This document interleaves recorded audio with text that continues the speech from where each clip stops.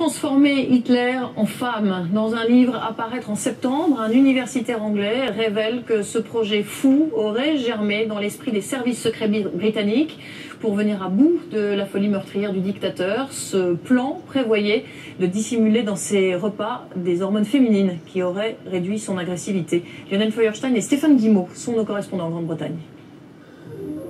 Peu importe la méthode, il fallait neutraliser Hitler. Pendant la guerre, les Alliés ont échafaudé des dizaines de projets d'attentats. Mais aussi des plans d'empoisonnement plus surprenants.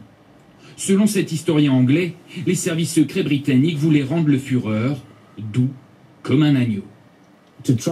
Il fallait qu'Hitler devienne moins macho, moins agressif, moins dominateur. Ils ont pensé alors à lui donner des hormones, à le faire changer de sexe, en le rendant plus féminin.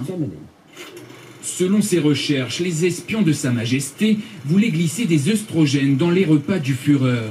Ils avaient l'avantage d'être indétectables. Ils auraient pu empoisonner Hitler, mais ça n'aurait pas marché parce qu'il avait des goûteurs et ils auraient été tués. Mais en utilisant les hormones sur une longue période, ils n'auraient rien détecté.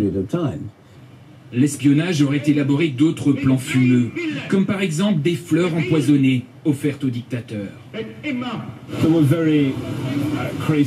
Il y a eu beaucoup d'idées folles, des opérations potentielles proposées par les services secrets, mais elles ont souvent été rejetées. Seule l'opération Foxley a été retenue un temps par Churchill. Cette fois, le Führer devait être assassiné dans sa résidence d'été bavaroise par un petit commando d'élite. Et finalement, Churchill renonça, car en juillet 1944, la guerre tournait à l'avantage des Alliés, et certains conseillers britanniques autour de cette table pensaient qu'Hitler était un mauvais stratège, qu'il était peut-être préférable de laisser en place.